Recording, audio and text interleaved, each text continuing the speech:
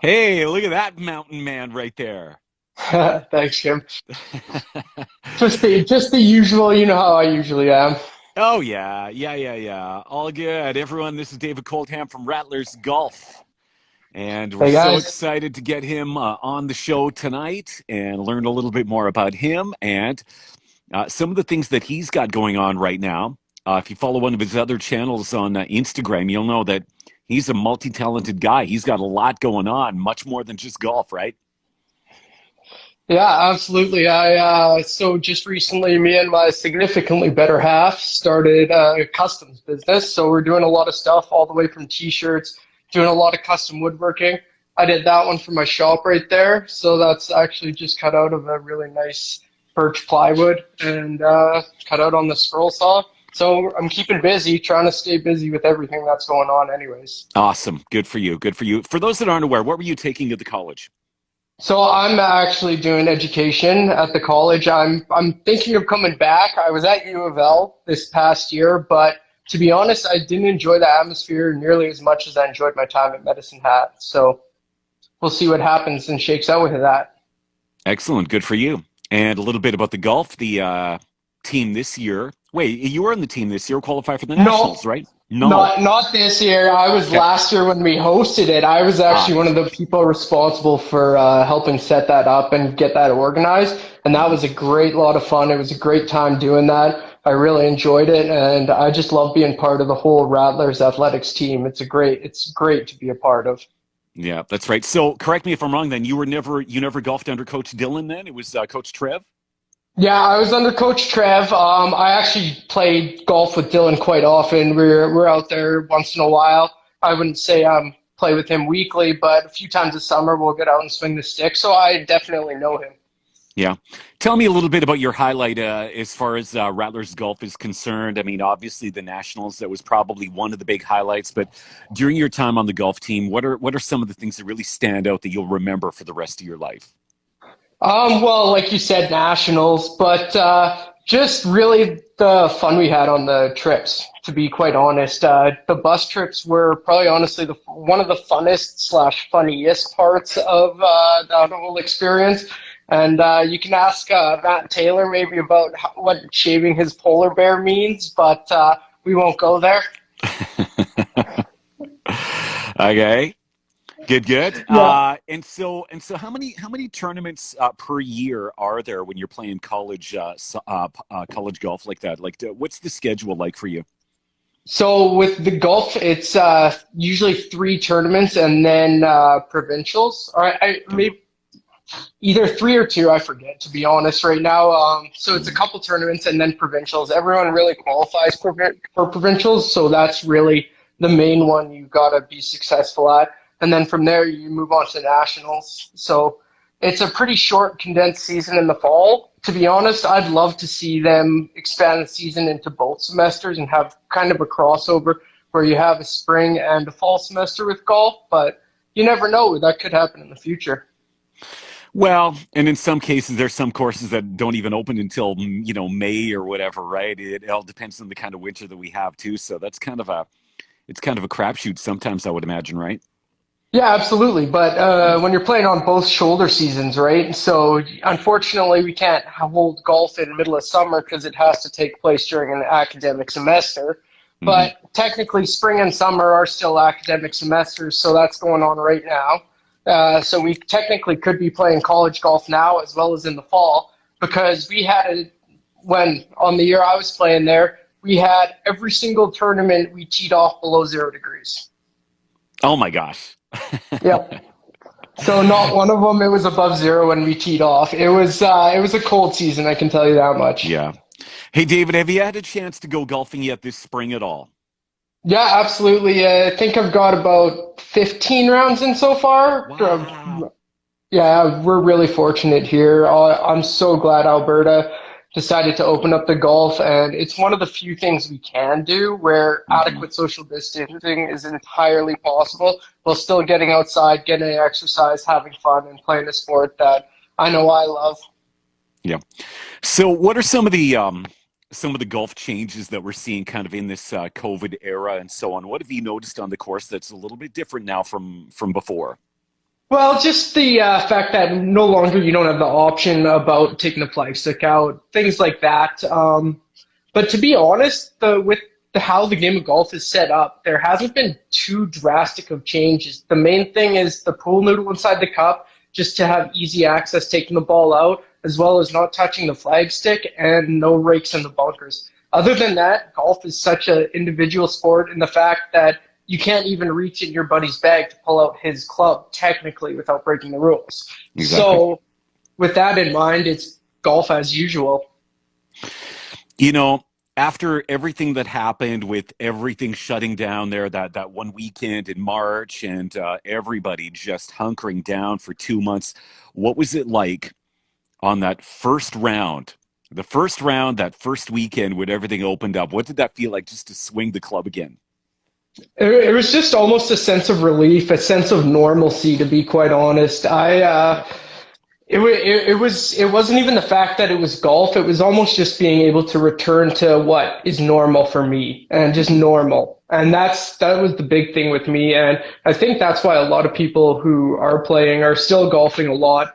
And we're actually seeing our tee time sheet is completely booked from 9 a.m. or I think 7:30 now when we're opening to 5 p.m. The tee sheet is completely stacked. So that's awesome to see that people are getting out in the community and golfing. As a golfer, we love nothing more than to share the game with everyone else and maybe turn them into golfers too. And let's face it, for a lot of these golf courses, they missed a good month worth of revenue. I mean, they're nervous. They want to make money, and unfortunately, the clubhouses for the most part have had to stay closed for a bit longer than they'd like. So it's great to see so many hatters and people right across southern Alberta booking that tee time, even if you're not necessarily a serious golfer, you don't get out that often, but just to get out there and support these great businesses, right? Yeah, absolutely. And I think the biggest thing that they're going to suffer is they're not going to be able to host those big tournaments. And one of the big things is, too, a lot of those tournaments have a lot of charitable aspect to them as well. Like the breast cancer tournament raised something like $70,000 last year for breast cancer research.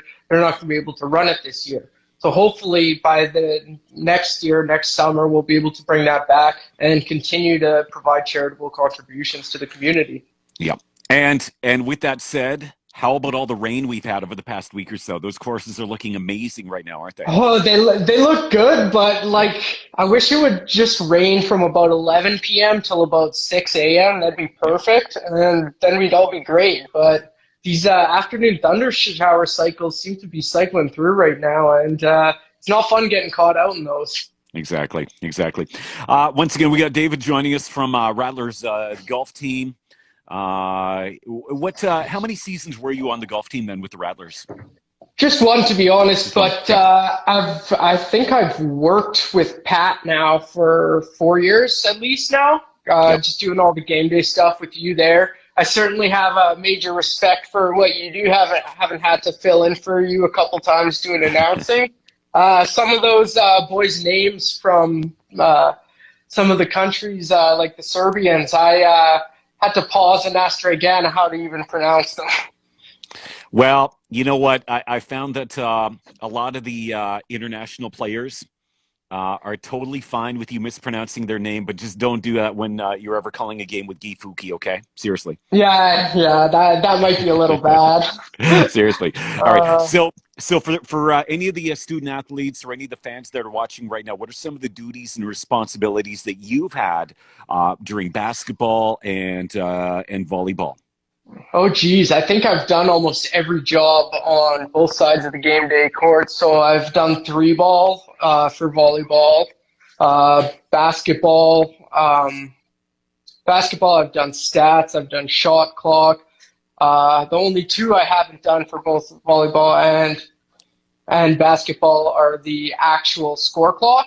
But other than that, I've done pretty much every other job behind the desk, and I could just kind of fill in where Pat needs me to, and then Yep. I do my other job as well, which is mainly doing the game day recaps and write-ups for the ACAC site. Hmm. Exactly. I don't know. I don't know what feeling you're going to get when we finally get back in the gym. I mean, hopefully, you know, September, Oh, October for basketball or volleyball. I don't know about you, but when I get in that gym, like I think I'm gonna actually literally get down and kiss the court. You know what I mean? I just again, I want that sense of normalcy back. Yeah. Like, I love it. I just want to go back there and be just hanging out with, especially all our game day staff. We have an awesome crew.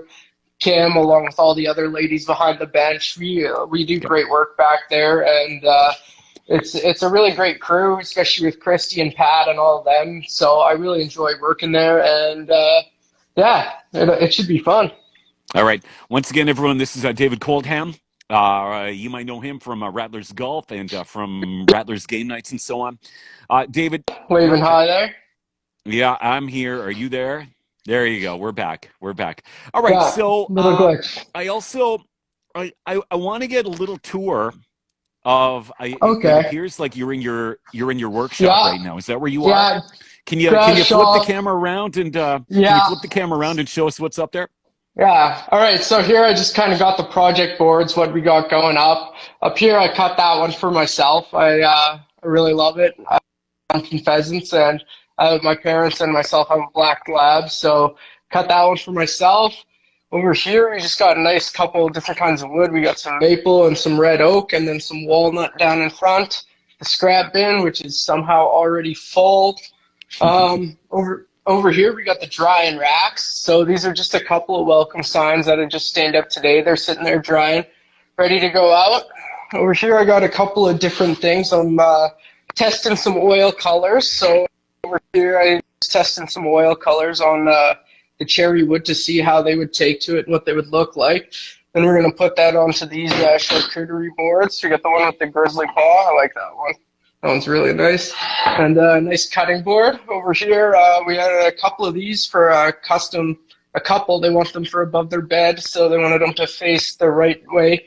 So we're going to build a couple frames for those, put a nice backer on, go there. Just mainly the setup. That's my scroll. Just the setup with the two benches makes it really nice. Lots of space for working. Then over here, we've got the table saw. It's great because it's on a rolling cart, folds up, stands up. And then I also broke down and spent a little too much money on this bad boy. This is a thickness planer, so when I'm doing dimensional work, it's absolutely fantastic. Got the dust port on the back, built myself a rolling cabinet for it, so I can just push it in and out. I tried to make everything in here as portable as possible, because in the winter I feel like Sarah's going to want her garage back, so I might have to push some stuff out of the way. Then over here, we just got paint stuff. This is two blanket ladders gonna be ready for a girl here shortly. I just gotta get some paint on those ones. Didn't have much room tonight. I got a sign I'm making, Pittsburgh Colors Penguins, and then Kim, I'm doing something for you because you've been with the Rattlers for so long. So I'm putting this together for you. It's just a little sneak preview. We got the cool mic set up right there, and it's going to be on a nice Oh my black goodness. backer. Yeah, we're just putting something That together, is slapping something together quick for you, just for being with the voice of the Rattlers for so long. Thanks, buddy. So yeah, Hey, okay, that's so about the flip the camera tour. around. Yeah, That's awesome. Can you flip it around there? yeah, We got a little bit of a shaky Wi-Fi. Is there a place you can go that you might have yeah, better yeah, signal yeah. there? Yeah, Okay. I'll head back in So here. okay, so tell me about where this passion for woodworking came from, because I mean, like seriously, you have a talent there, and I'm sure you agree. Is this something that you've kind of always had as an interest, or is this something that you're really kind of training yourself to do right now? Well, maybe a little bit of both. So my dad's a really big woodworker as well. So with him, I definitely learned from him as I was growing up, and we did projects together as we were younger. But now that I've kind of a little bit older now, we kind of have developed different skills in different areas of woodworking. My dad's like very good at making furniture and very square engineering structural kind of devices, whereas I tend to lean more towards the artistic side of woodworking, and I really enjoy that. So sometimes we have a kind of combination of our both interests where we do a project together and it works out great. Colin Rolko says, David is the GOAT of being a helpful rattler. My man. Colin Yeah, Rolko says that. Colin, we yeah, got to get Rocco's you on the awesome. show here as well. So, Yeah, or get uh, Rocco on here next. I think that's a good one. I think he needs to go on too. yes. So, are you able to make a little bit of money with this side business of yours? Are you managing to bring in some extra cash? Yeah, well, we're definitely in the black. We're not hemorrhaging any money, and that's kind of the big thing I did. I kind of started really slow and kind of built the shop up as we were selling stuff and making money with it. So yeah, absolutely. It hasn't been big money to say anything, but at least I'm making some money, just keeping busy, doing something that I really love. So I think that's more the main part of it. Especially since I couldn't do camps this summer, and that's really unfortunate. They kind of announced that today. I heard you on the radio, kind of saying how the camps aren't coming back this summer. Hmm. Yeah, Well, you know what? Here's hoping that we'll be able to start things with golf and soccer right on schedule, and yeah. basketball and volleyball to follow. So I'm excited. I'm looking forward to that. David, if there's any potential student athletes that are watching this, or maybe even parents that are kind of trying to think of where they want to send their kids, why? What was it about medicine at college that you just found so fulfilling and just such a great experience? Um, it's kind of funny because I'm not from here originally. I'm from Calgary originally. I have a couple other years in school doing business and petroleum engineering. I did those in Edmonton and at SAIT. And to be honest, I found just the community and the feel of Medicine Hat College, just the small town, like it almost feels like high school without the drama. That's what I really like about it. Everyone's close. You can talk to your professors. Everyone's approachable. They want to see you succeed. As long as you work hard, they will help you succeed. And that's the biggest thing. Just come there, work hard, keep your nose to the grindstone, and you're going to find success, especially with how much help's available there. Colin says he wants to talk about the Tiger Brady Manning Mickelson match. Oh Boy, they yeah, raised a lot of money, didn't they? They raised what did they say? $20 million, something like that. Did I hear that right? 20, $20 million, and everyone's calling out Tom Brady for not being an 8 handicap everywhere. But let me tell you, 8 handicaps, you'll shoot anywhere from 78 to 110. That's the That's right. thing with being an 8 handicap. And playing that course in the rain, you know what? I think I probably might have shot a 103 on a to that everything. All right, David. I think we're kind of losing you here. I'll give you a minute to come back. There you go. Ask anyone out there. Ask Seth Curry when you played on the web.com. Golf is just a different Yeah, yeah, yeah, yeah. All right, David. We got a little bit of a rough signal here, so I'm going to say goodnight to you.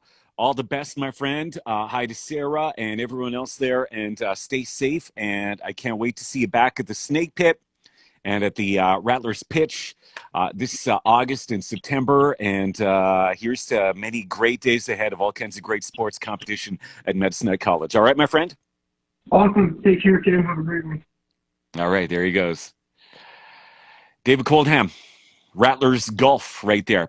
Listen, guys, we want to get as many of these lined up over the next few weeks as possible. So we're looking for student athletes.